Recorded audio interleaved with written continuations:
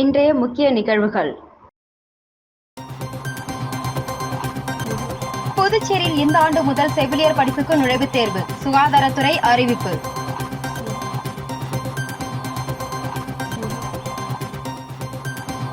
வங்கக்கடலில் குறைந்த காற்றழுத்த தாழ்வு பகுதி, புதுச்சேரி துறைமுகத்தில் 1ஆம் எண் புயல் கூண்டு ஏற்றம்.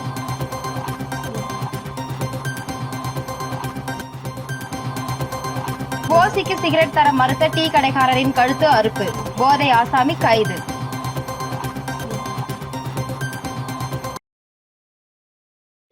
புதுச்சேரியில் மதுபோதையில் வாலிபர் ஒருவர் சட்டப்பேரவைக்கு பின்புறம் உள்ள டீ கடைக்கு சென்று இலவசமாக சிகரெட் கேட்டபோது அதனை தர மறுத்த கடை உரிமையாளரை தான் மறைத்து வைத்திருந்த சிறிய கத்தியால் அவரை கழுத்தை அறுத்து கொலை முயற்சியில் ஈடுபட்ட சம்பவம் பரபரப்பை ஏற்படுத்தியுள்ளது.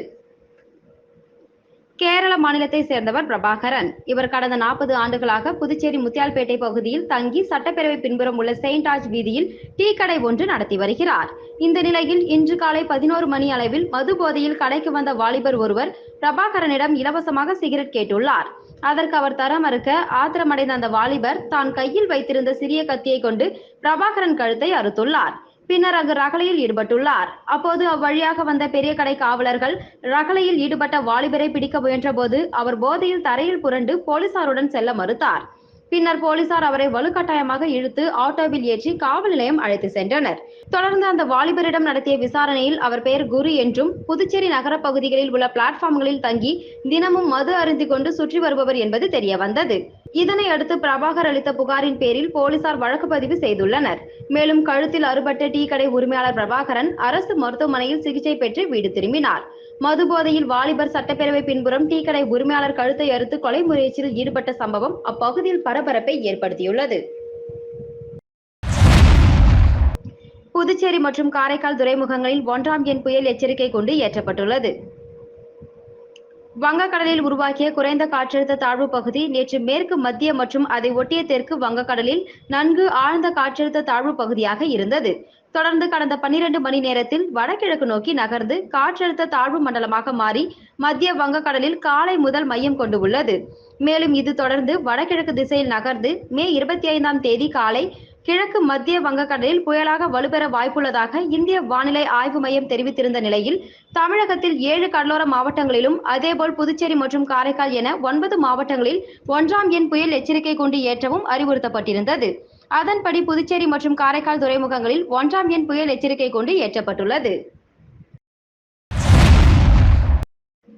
புதுச்சேரியில் பிரசித்தி பெற்ற வில்லியனூர் அருள்மிகு கோகிலாம்பிகை உடனுரை திருக்காமேஸ்வரர் திருக்கோவிலில் நடைபெற்ற தெப்பல் உற்சவத்தில் ஆயிரக்கணக்கான பக்தர்கள் கலந்து கொண்டு சுவாமி தரிசனம் செய்தனர். புதுச்சேரி மாநிலம் வில்லியனூரில் பிரசித்தி பெற்ற அருள்மிகு கோகிலாம்பிகை உடனுரை திருக்காமேஸ்வரர் திருக்கோவில் உள்ளது. இந்த கோவில் பிரம்மோற்சவ விழா கடந்த 13ஆம் தேதி கொடியேற்றத்துடன் தொடங்கியது. தொடர்ந்து தினந்தோறும் சுவாமிக்கு சிறப்பு பூஜைகள் செய்யப்பட்டு வந்தது. முக்கிய நிகழ்வான ஆடம்பர பிரம்மாண்ட தேர் திருவிழா செவ்வாய்க்கிழமை நடைபெற்றது. இதனைத் தொடர்ந்து நேற்று முன்தினம் இரவு தெப்பல் உற்சவம் நடைபெற்றது. இதில் திருக்காமேஸ்வரர் சிறப்பு அலங்காரத்தில் எழுந்தருளி கோவில் குளத்தில் அமைக்கப்பட்ட தெப்பலில் அமர்ந்து காட்சியளித்தார். தொடர்ந்து சுவாமிக்கு மகா தீபாரதனை காண்பிக்கப்பட்டு தெப்பல் உற்சவம் நடைபெற்றது. இந்த நிகழ்ச்சியில் இந்து அறநிலையத்துறை ஆணையர் சக்திவேல், செல்வ கணபதி எம்பி, சிவா எம்எல்ஏ, சாரம் துளுவ வேளாளர் மரபினர், வெற்றிலை மடம், வில்லியனூர் புதுச்சேரி தனி அதிகாரி மாணிக்கவேல், ஆலய நிர்வாக அதிகாரி திருக்காமேஸ்வரர், ரவி, தனசேகர், கணபதி, முருகன் மற்றும் துளுவ வேளாளர் மரபினர், இளைஞர்கள், பொதுமக்கள் என ஏராளமானோர் கலந்து கொண்டனர். மேலும் தெப்பல் உற்சவத்தை கண்டு களிக்க ஆயிரக்கணக்கான பக்தர்கள் கலந்து கொண்டு சுவாமி தரிசனம் செய்தனர்.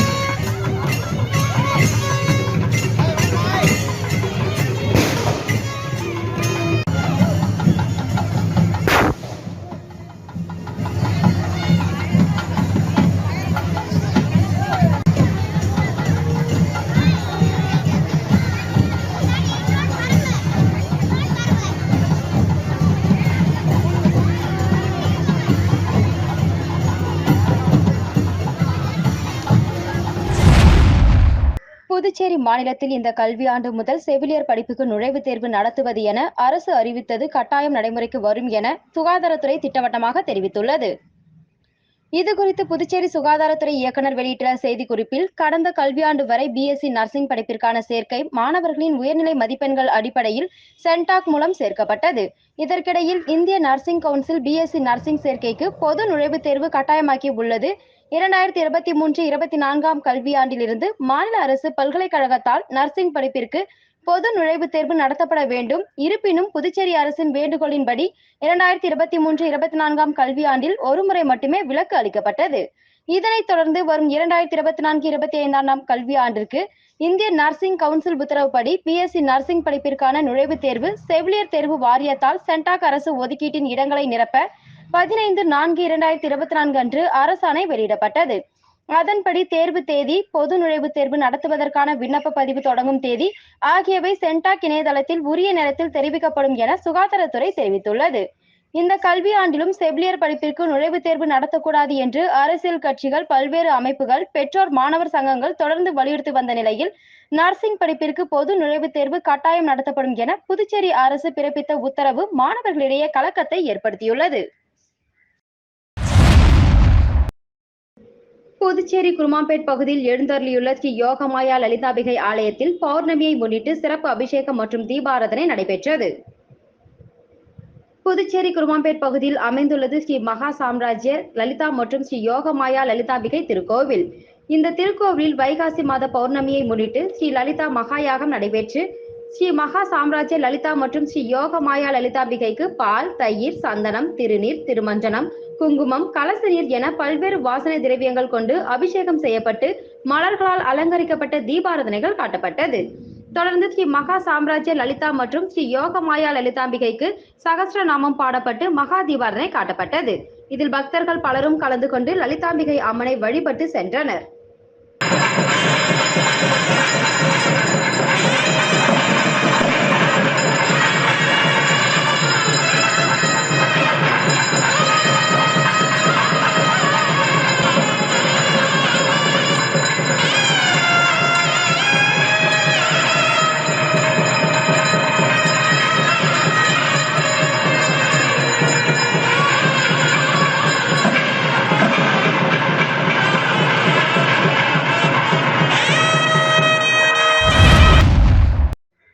புதுச்சேரி மாநில அதிமுக துணை செயலாளர் வையாபுரி மணிகண்டன் வெளியிட்டுள்ள கண்டன அறிக்கையில், புதுச்சேரியை ஆளும் என்ஆர் காங்கிரஸ் கூட்டணி மனித உயிர்களுக்கு எவ்வித மதிப்பும் அளிப்பதில்லை.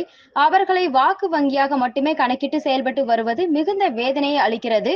புதுச்சேரி மாநிலம் முழுவதும் தெருநாய்களின் தொல்லை கட்டுக்கடங்காமல் அதிகரித்துவிட்டது. வீதிகளில் வாகனங்களில் செல்வோரையும் நடந்து செல்வோரையும் தெருநாய்கள் விரட்டுகின்றன. சாலைகளில் தனியாக செல்லும் குழந்தைகளை நாய்கள் விரட்டி கடிக்கின்றன. இதனால் கோடை விடுமுறையில் வீதிகளில் குழந்தைகளை விளையாட விடுவதற்கூட முடியாத அளவுக்கு பெற்றோர்கள் கடுமையான அச்சத்தில் ஆழ்ந்துள்ளனர். சில ஆண்டுக்கு முன்பு புதுச்சேரி மாநிலத்தில் குழந்தை ஒன்று தெருநாய் கடித்து உயிர் பலியான கோர சம்பவம் நிகழ்ந்ததை ஆட்சியாளர்களும் அதிகாரிகளும் மறந்துவிட்டனர். தற்போதும் புதுச்சேரியில் பல இடங்களில் தெருநாய்கள் கடித்து குழந்தைகள் அரசு மருத்துவமனைகளில் சிகிச்சை பெறுவது அதிகரித்துள்ளது. புதுச்சேரி மாநிலம் முழுவதும் தெருநாய்களால் மிகவும் அபாயகரமான சூழ்நிலை நிலவுகிறது. முன்கூட்டியே அசம்பாவிதத்தை தடுக்க புதுச்சேரி அரசு, உள்ளாட்சித்துறை, நகராட்சி நிர்வாகங்கள், கொம்யூன் பஞ்சாயத்து நிர்வாகங்கள் எந்த முன்னெச்சரிக்கை நடவடிக்கையும் மேற்கொள்ளாமல் கைகட்டி வேடிக்கை பார்க்கின்றன. எதற்கெடுத்தாலும் பிராணிகள் நல வாரியம், பிராணிகள் நல அமைப்பினர் தடையாக உள்ளனர் என அவர்கள் மீது பழி போட்டு தங்கள் ஏழாமையை மூடி மறைத்து வருகின்றனர். தெருநாய்களுக்கு முக்கியத்துவம் அளிக்கும் எவரும் மனித உயிர்களுக்கு முக்கியத்துவம் தராமல் இருக்க மாட்டார்கள். பிராணிகள் நல வாரியம், பிராணிகள் நல அமைப்பினருடன் பேசி தெருநாய்களை கட்டுப்படுத்த தேவையான உரிய நடவடிக்கையை எடுக்க வேண்டும். பிராணிகள் நல வாரியத்தின் அறிவுறுத்தல்களை பின்பற்றி புதுச்சேரியில் தெருநாய்களின் பெருக்கத்தை கட்டுப்படுத்த வேண்டும் என தெரிவித்துள்ளார்.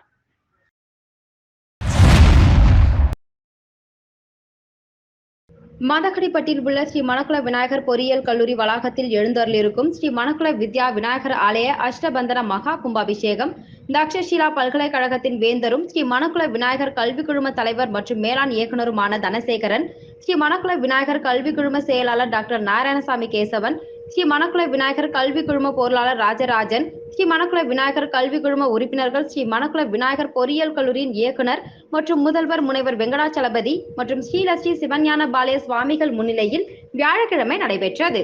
முன்னதாக முதல் யாகசாலை பூஜைகள் நடைபெற்று மகா கும்பாபிஷேகம் வெகு விமர்சையாக நடைபெற்றது. இந்த விழாவில் தேர்வு கட்டுப்பாட்டாளர், கல்லூரியின் அனைத்து துறை டீன்கள், துறை தலைவர்கள், பேராசிரியர்கள், மாணவர்கள் கலந்து கொண்டனர். மேலும் ஸ்ரீ மணக்குள விநாயகர் மருத்துவக் கல்லூரி மருத்துவமனை, மயிலம் பொறியியல் கல்லூரி, Manakula Vinayagar institute of technology கல்லூரியின் இயக்குநர்கள், முதல்வர்கள் மற்றும் பேராசிரியர்கள் கலந்து கொண்டனர். மேலும் மதகடிப்பட்டு, களித்தீர்த்தால் குப்பம் ஊர் முக்கியஸ்தர்கள், உள்ளூர் பக்தர்கள், பொதுமக்கள் மற்றும் திரளான மெய்யன்பர்கள் கலந்து கொண்டு ஸ்ரீ மணக்குள வித்யா விநாயகரின் அருள் பெற்றனர்.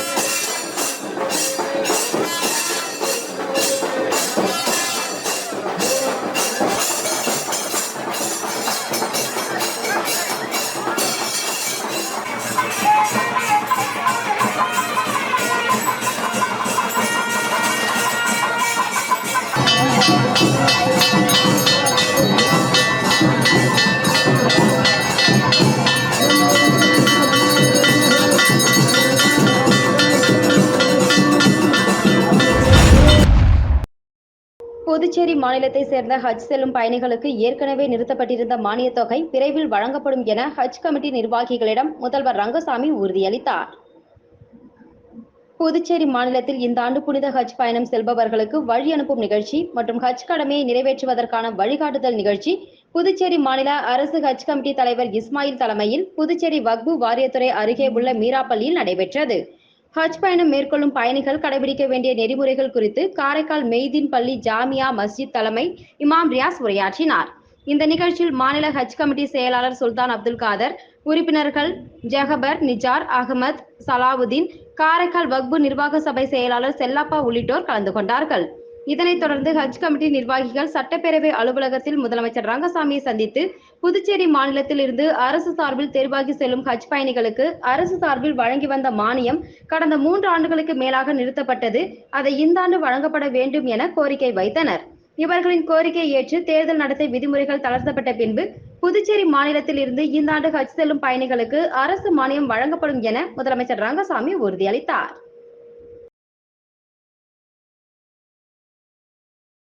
மீண்டும் இன்றைய முக்கிய நிகழ்வுகள். புதுச்சேரியில் இந்த ஆண்டு முதல் செவிலியர் படிப்புக்கு நுழைவுத் தேர்வு, சுகாதாரத்துறை அறிவிப்பு.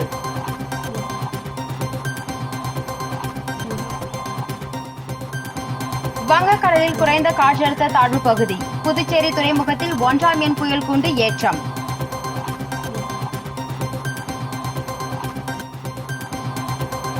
ஓசிக்கு சிகரெட் தர மறுத்த டீ கடைக்காரரின் கழுத்து அறுப்பு, போதை ஆசாமி கைது.